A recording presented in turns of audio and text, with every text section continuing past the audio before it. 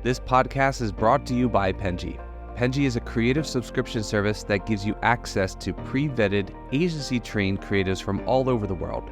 From graphic design to illustrations to social media management and web development, it's all included for one monthly price. It's time to say goodbye to the hassle of searching for top-notch creative talent. With Penji, you get quality and consistency delivered right to your inbox every day, carefully crafted for you by humans. So meet your new creative team today. Head over to penji.co for more and enter the coupon code located within the podcast show notes.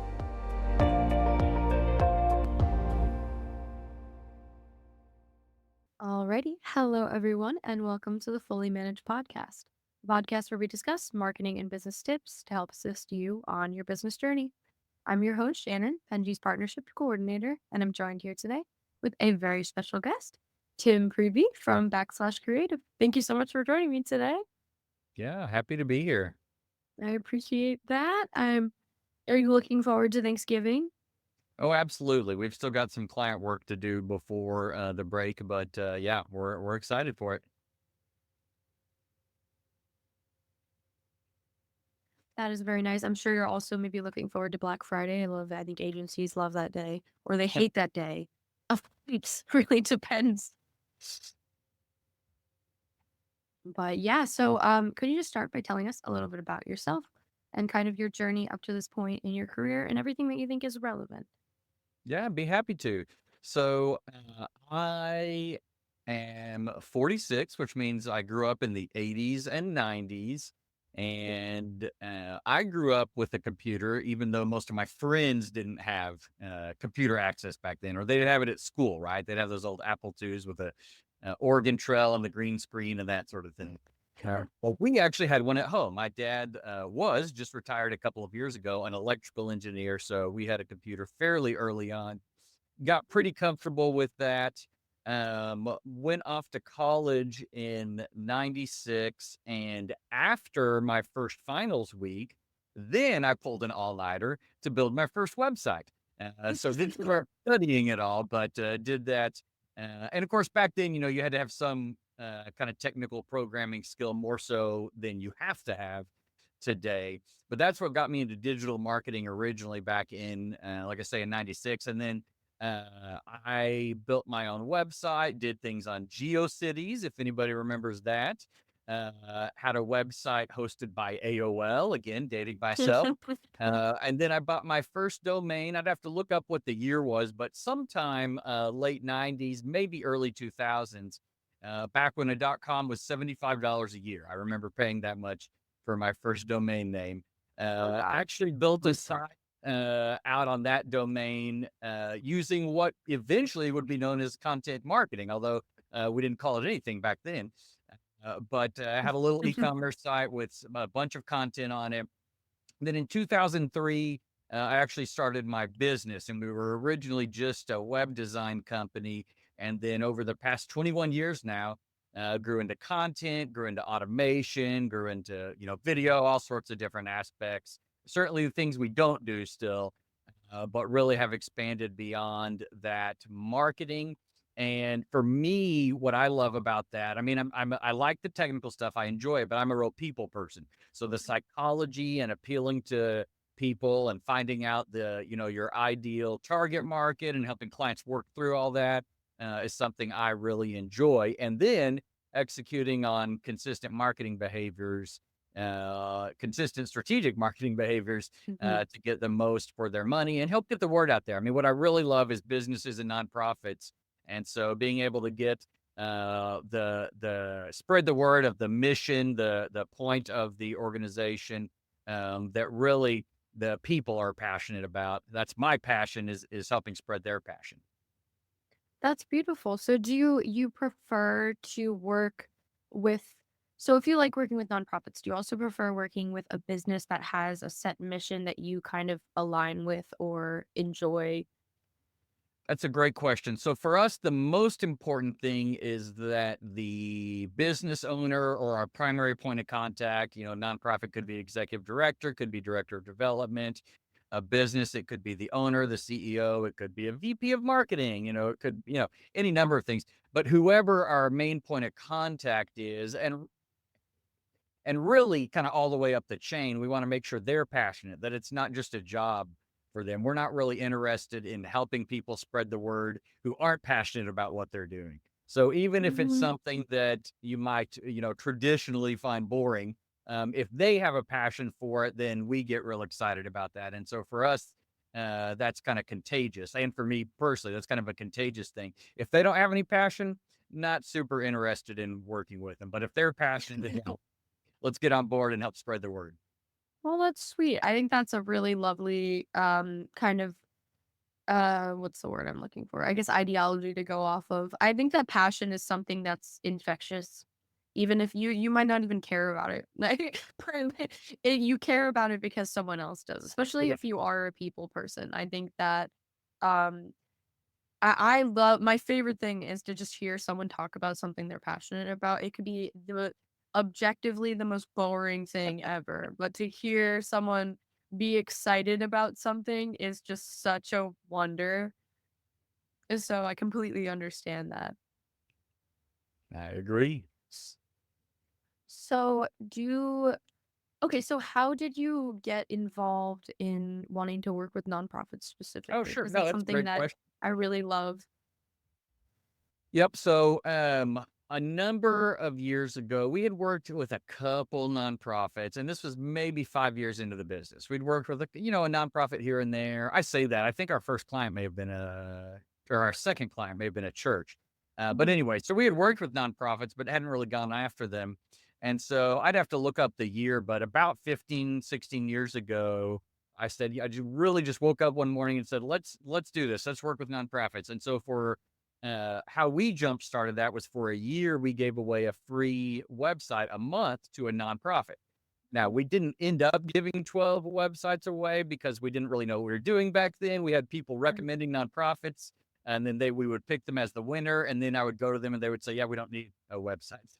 There were a few like that. I Uh, but, understand that but there completely. are others that are still clients of ours now, 15 plus years later. Mhm. And so that's really what jump started it. And then over the years, I ended up serving on boards of nonprofits. We kind of incorporated as part of our company culture, regular volunteering at nonprofits. And even now to this day, we have sort of a pay what you can model for nonprofits, meaning I'll talk with nonprofits just like they're a for-profit, a business Mhm. client. And then at the end, if there's a mismatch on budget versus, or on what they can afford versus what the investment normally looks like, we don't end the conversation there. We keep talking and see if there's something we can work out. Oh, I really love that. I Something that I'm extremely passionate about is nonprofits. I grew up volunteering a lot. As in the Girl Scouts, so it was a big part of the Girl Scouts. But Yeah. we something that I really loved about Penji and a big reason why I wanted to work for them is because I never really saw myself working in the corporate world. I always saw myself working with nonprofits, but something that I saw about Penji was that they do a lot of things for nonprofits. We have a similar program, kind of like you have, called Penji for Good, where we provide our services for $1 a month to nonprofits, which Nice. is so lovely. It makes me really happy. And then we Yeah. also get to do one of my favorite podcasts, no offense, is the Unified Purpose podcast, where we get to interview nonprofits. Oh, cool. And I really, really like doing that. The last one I filmed, I embarrassingly enough cried a lot. I just I'm a very sentimental person, Sure. and their mission was just beyond me. It was and so yeah, you're hearing people talk about what they're passionate about. Very much, it's impactful, but that makes me really happy to hear. I always every time I come in contact with an agency that does work for nonprofits, it just makes me happy because you don't see a lot of businesses wanting to give back. And I think a lot of people think that's because, oh, if we do that, then we're not making as much money. But, I don't think that's always true either. I think there's a very like fine line of being able to make money and also help out. And I really enjoy hearing that. So thank you Mhm. for Carrie. So moving on then, I noticed this is another thing that I thought was really cool that I noticed. Is that you talk very publicly in regards to being an entrepreneur Mm. and that working hard is important, but also that your health and wellness is important. Could you kind of talk about some specific aspects of that? Because I'm Sure. sure people watching they should really listen because I see even my boss is going a little too hard sometimes, and I, you know, I think that's something that's really important to consider. Yeah, no, I'd be happy to. Um, I mean, I'm a big believer in number one, I myself tend towards workaholism, right? So if I'm not careful, I'll let things get out of balance, and can notice uh, psychological effects. I can notice physical effects, even. And so I learned over the years the hard way to really watch myself, right? I really have to keep an eye on if I'm tending towards burnout. And so the idea is ideally you get ahead of that, right? You don't, if you're, especially if you tend towards that or something, that's something you struggle with, then you get ahead of it. So that's how I fell into it. And I'll share some specifics here in a second. But the nice thing is now with it part of our culture, we attract people who and clients. So team members and clients where they understand that's a priority. And if, heaven forbid, right, we're late on a deadline or something, but we explain it was a balance reason and here's what happened. Or, I'll have clients that I'm like, hey, I'll do my away messages on holidays or even at conferences or vacations that just say, hey, this is why I'm doing this. And I'm not going to check email or not respond to emails while I'm away. And it'll even take me a couple days to get back. And that's so I can prioritize my family, so I can prioritize this work-life balance. But I also encourage my team to really keep an eye on it just from day to day and kind of know the signs of you're feeling burnt out or you're working too hard, or literally sometimes it's just, hey, you were at the office late a couple times last week. Maybe you should see if you can take off early some this week. Um, but also if a lot of it's just about intentionality where, for example, if we have something unexpected cancel, like a meeting cancels, or it turns out, and I'll share what happened to me earlier today. But if something cancels, okay, you can get more work done. That's okay. If you want to get more work done, great. But I'm not going to shame anyone for saying, this is a great opportunity to take care of my mental health. And that could be something like, taking off early to go see a movie. I've done that myself many times. It can be, hey, I'm going to take a YouTube break or TikTok or whatever your flavor is, right? Yeah. Or it can be, play video games. As long as our team can use their computers for work, we don't care what else they do with them. They can do whatever else they want. And so it's not been unusual over the years for them to have video games installed and take a game break while at work. I literally, before this call, was playing Minecraft because I had something unexpected. And so I was like, let's do this. And so I mean, this is a real thing of mine and then we have like, quote unquote corporate things too, right? We do fun Fridays, we do those volunteer days. And so those things are important, but also just making sure our team takes time off for family, takes time off when something comes up. Sometimes I have to tell them to because they will, otherwise they won't. And I do try to do my best to lead by example, right? Because it's not, if, you can say work-life balance, but then if you don't lead by example. And so I literally, to that effect, have had meetings with team members and I'm listening to them and I'm engaging with them, but while I'm playing Minecraft on my computer. And I just tell them ahead of time, hey, mental break today. This is what I'm doing, but let's get into what you wanted to talk about. And so we've done that before. And I feel like a lot of cultures will claim that, but then the leaders don't model it. And so even if the leaders are wired differently, your team is going to see what you're doing. And if you're a good leader, they're going to try to follow that. And so you have a responsibility, I think, to model those kind of things rather than just say them and power through yourself. No, model them for your team so that they understand, yeah, this is real. It's not just something we have on our values on our wall or something. No, I believe in that so much.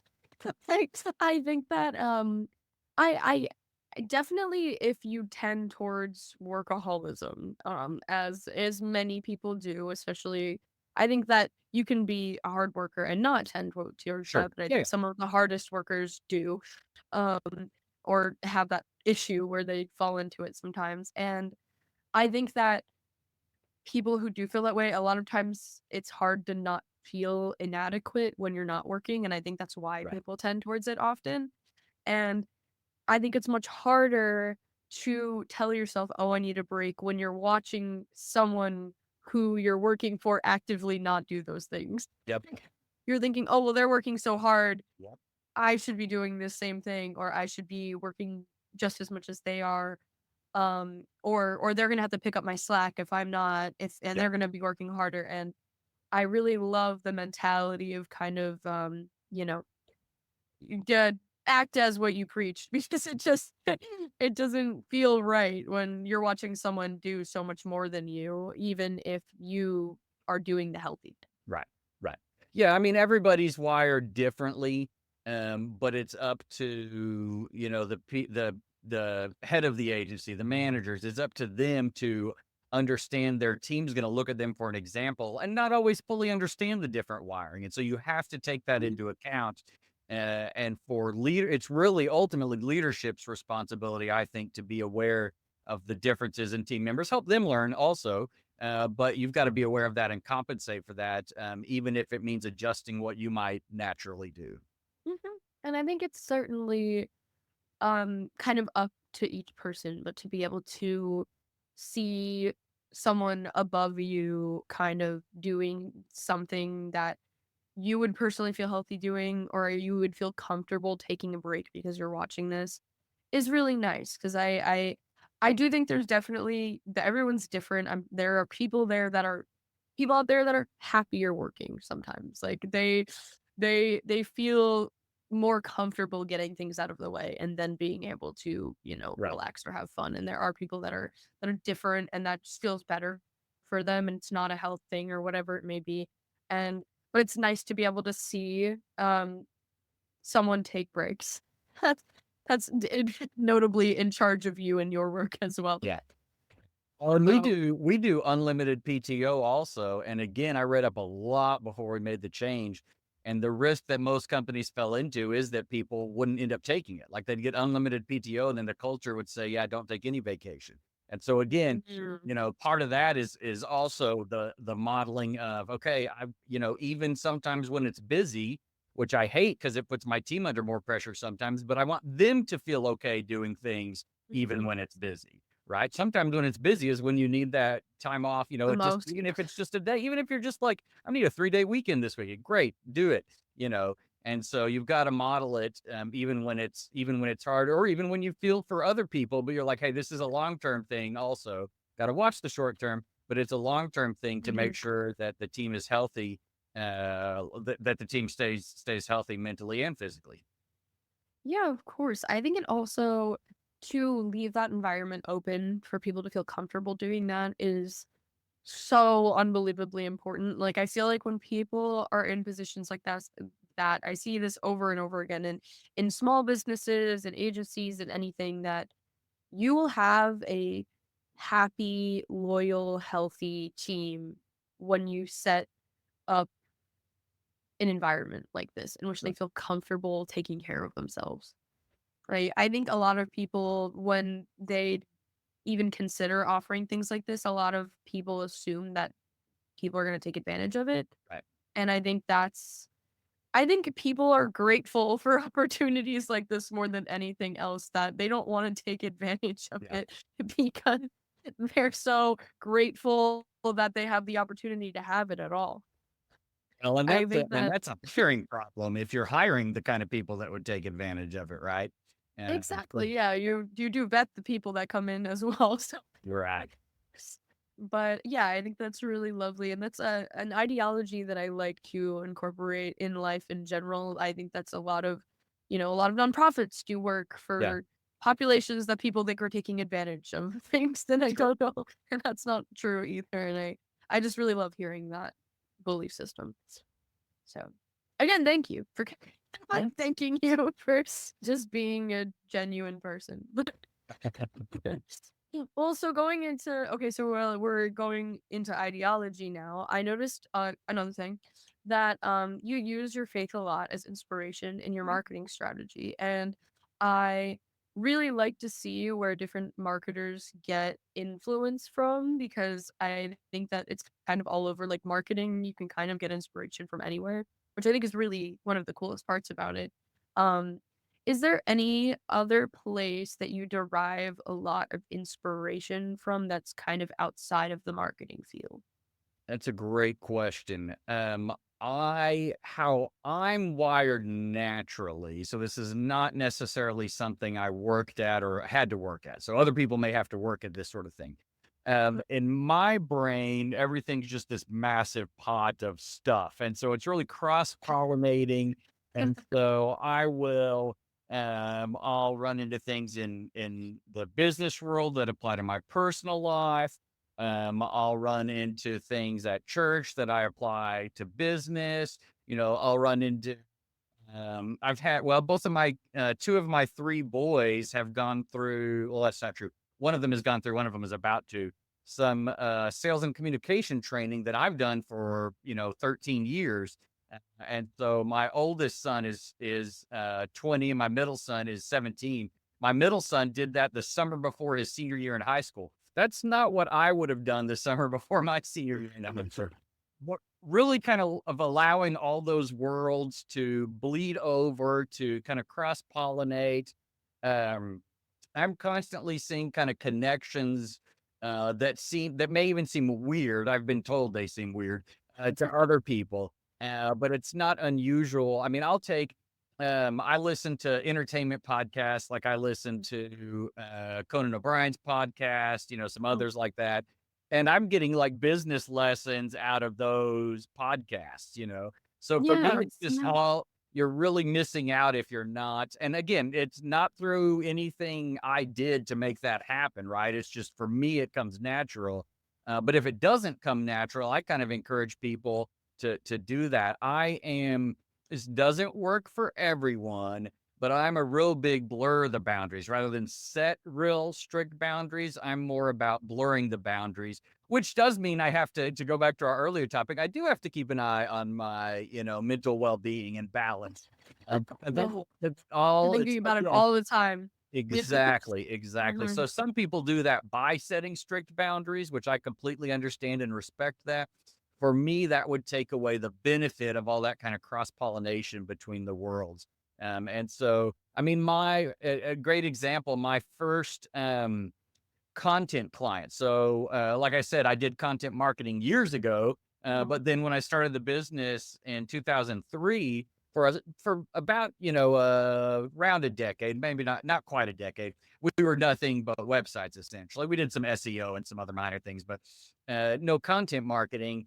And then it was literally I was at a doctor appointment complaining to my doctor, who also went to church with me, about the struggle of one-off website, and building a business around going out and killing what you needed to eat every month or whatever. Mhm. And so he asked me to take over managing his social media at that point. I had never done that. I'd managed our own social media, but hadn't managed for clients. And so really that for me, that kind of bleeding over of worlds, both in making connections between people, making connections with businesses, making connections with ideas has really paid off a lot over the years.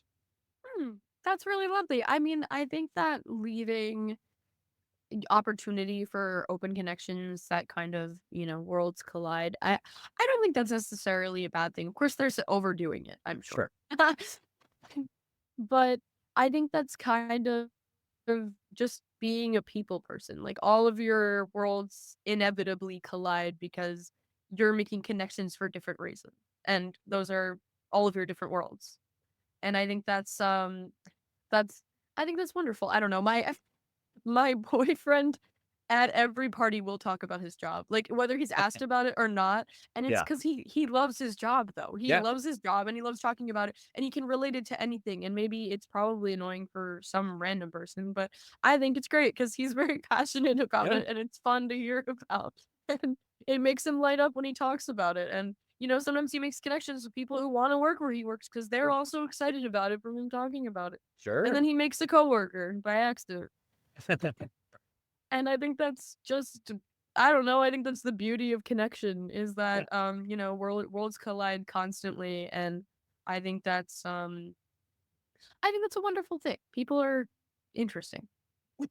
It definitely can be a wonderful thing. I do think, and I respect it, I respect any well thought out, approach to that whole thing, right? Mm. And so I think you got to know yourself. That's a huge part of it. But also, as long as you have reasoned through and thought through, hey, this is how I'm going to approach things, and this is why. And you got to watch out because everything's a trade off, right? There's always going to be downsides to that kind of approach as well. So as long as you kind of become aware of those and have things in place to handle that, then I think any approach can be good. Some people not social; they wouldn't like that approach. It's some your extreme introverts, right? But I think any well-reasoned approach where you watch for the cons and embrace the pros can be good. I agree with that. I think it also you have to acknowledge the fine line of what you can do. Because even in that situation where that's something new to you, if you weren't prepared for it, maybe it would have been a bad thing to offer. Right. And it's like I think that I understand being a person that is constantly trying to offer my help in so many spaces that it's really easy to burn yourself out when you're doing all these different things. Okay. And I think that especially when you're akin to helping, that's a really difficult thing to grapple with because you just want to help in any way that you can, but you run into the problem of, oh, I can't help this much. I don't have my help meter is too high. Yeah. So I think that balance is really important, as well as being able to, like you said, embrace the pros. Yeah. Okay, so we'll move topics just a little bit now since we stayed on one for a little bit. Okay, so well, what is your stance on AI in the Okay. marketing space? Okay. Also, do you helpful, harmful, things you use it for, things you would never use it for? Okay. So no, great question. So we embraced a relatively quickly. I say relatively quickly. We had a strategic partner who helps us with design work, who was out on maternity leave when ChatGPT specifically kind of hit big. And Mm-hmm. so when she came back, she actually brought her team into us to train. And we'd literally, it'd been going all of like 3 months or whatever at that point. And so we embraced it relatively quickly. Now, for us, I know there's agencies that are like, hey, we're an AI agency. For us, AI is another tool. It's certainly a powerful one and maybe more game changing than anything else that has come before it, or at least quickly, maybe as far as speed goes. Mm-hmm. But it's ultimately it's a tool, and so it can be used, it can be misused. And so I think the best. So I actually had someone reach out to me recently asking for advice because she had recently graduated and basically was like, AI is replacing my marketing major. I don't know what I'm going to do. And I said, well, you're not wrong. The people that are not learning and not adjusting quickly, yeah, this is a rapid change. So some of those people are losing jobs. That's legitimate, right? Now, smart business owners, smart agencies are finding out, oh, it's when we layer that expertise on top of AI that it can be truly powerful, right? Mm-hmm. Some business owners, some agencies are like, I will replace XYZ function with AI. And I don't think that's a smart way to do it. I mean, I have seen one draft blogs from AI and they're not great. I agree. In today's world, whatever, they always start, it's kind of cheesy and you can almost tell just by reading that they're AI. But layering that, and so that's what I told this girl. I said, here's the deal. And I gave her some other ideas. I'm like, here's some ways to jumpstart a career faster. A lot of people don't even think about professional networking at that stage in the career. So I said, here's some things you can do for that. I said, here's I said, don't get an unpaid internship, but here's some volunteer opportunities. If you define the scope well that you could do, that would get you some experience for your resume.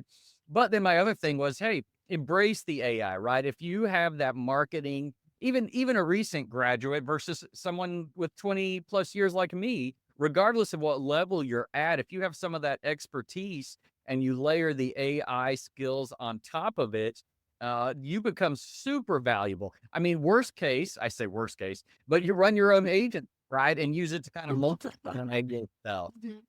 We're super big on transparency. So we don't hide what we're doing in AI from our clients at all. We say, great news, we're not going to increase your price this year because we are using some more AI, things like that. They don't get a decrease, but we're not going to increase their price. So I think it can be super powerful. Now, we have had some specific cases where we've made use of it, where actually I don't know what we would have ended up doing otherwise. So one of our nonprofit clients, we were talking about nonprofits earlier, one of our nonprofit clients fights human trafficking and helps survivors of human trafficking in the country of Lesotho. If you're not familiar with Lesotho, I was not. It's actually sort of what Wakanda is based off of in the Marvel world. Not that they have any vibranium or adamantium or anything like that. I was unaware that it was modeled after Lesotho. That's very interesting. Fact that it's circled by a mountain range. So it's a landlocked country and it's completely surrounded by South Africa, I believe. And so what they'll happen is the job opportunities in Lesotho are very limited. And so they'll hear about a job out in South Africa and they'll cross the border, they'll go, and then it was a trick, right? There was no job and they'll be sold into slavery. And so they're out there doing different things, working with the government, working with survivors. And what happens though, is they want to share the stories of, and they're almost exclusively women, not completely, but almost exclusively women that they work with. So they want to share the stories of these women, but they want to change the names. As we know in marketing, people can identify more with a person if you have a picture of the person. Well, there's actual safety issues. And so for a long time we used stock images, but they didn't really look like the women in Lesotho, right? It just wasn't, that wasn't what we were seeing in stock images.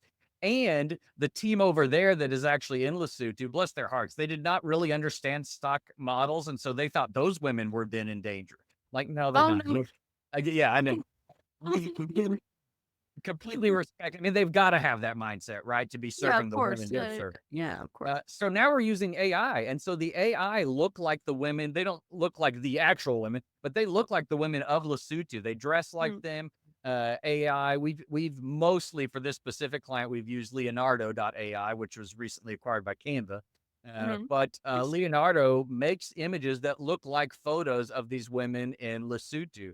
And so for us, the AI has actually been a tool that helped people better connect with the mission of the nonprofit we were working at, while literally saving the lives of these women.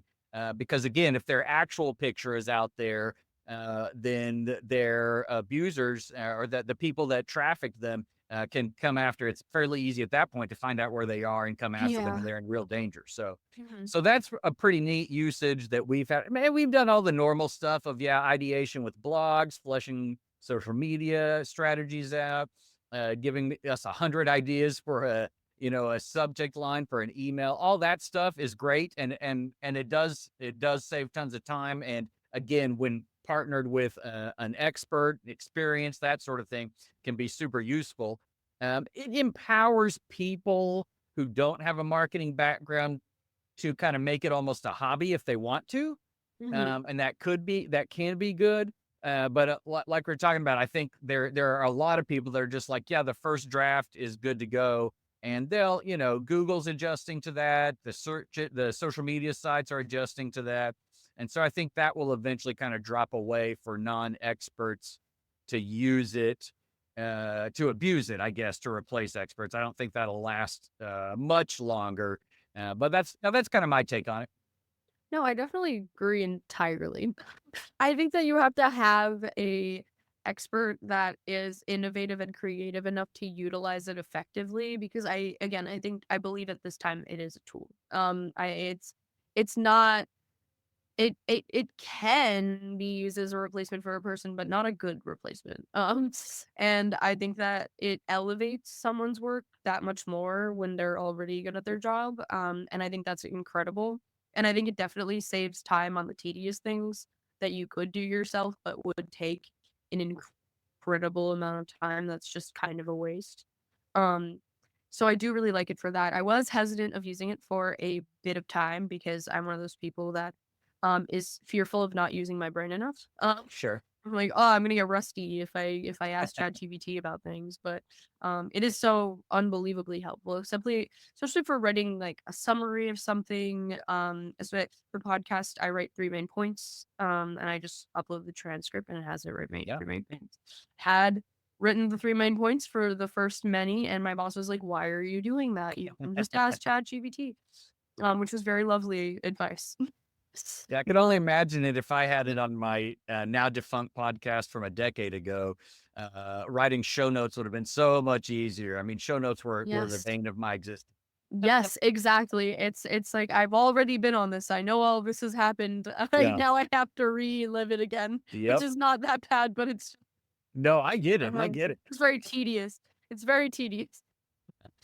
But yeah, I definitely agree, and I think that it's um another thing that I really do believe with AI is that the more that people rely on it, I think in the future, the more that I think people will want personal Yeah. approaches to things, because I think it's kind of like that revolution of kind of when something goes too far, people crave human connection again, like Right.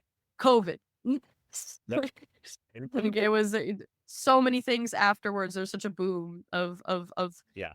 a personal connection, all these different things to implore that idea because of had the extreme lack of personal connection that we had during that time.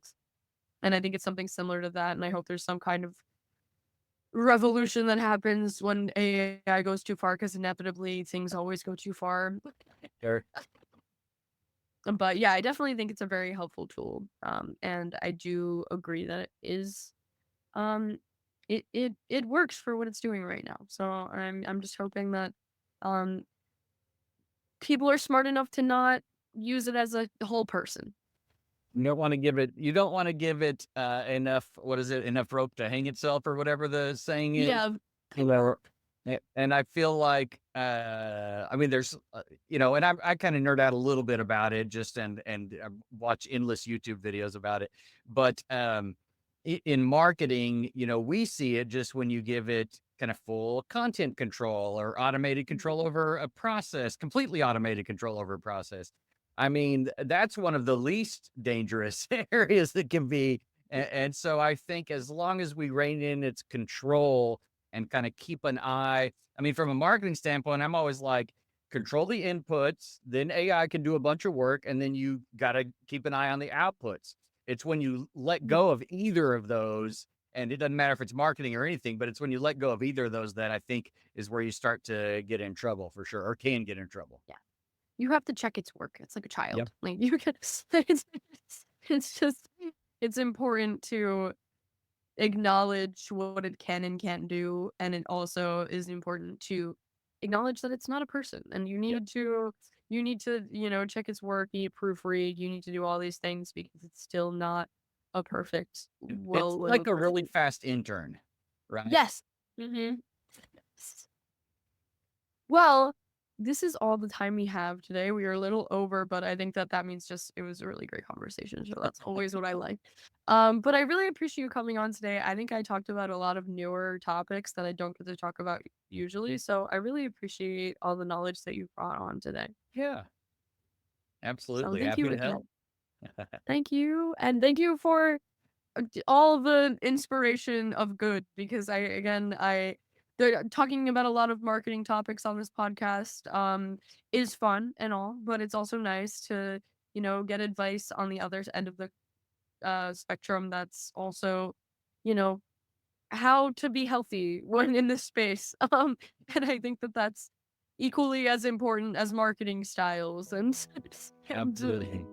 so thank you so much for giving perspective on that. Happy to. And thank you everyone listening or watching. Please don't forget to like and subscribe to learn more, just like I get to do every time I post this podcast. So thank you so much. You've been listening to Fully Managed, brought to you by Penji. Check out the show notes to learn more about today's guest. And to learn more about Penji, the human-first creative subscription service, head over to penji.co. And by the way, if you're still listening, it would mean the absolute world to us if you were to share this podcast with a friend and, of course, subscribe.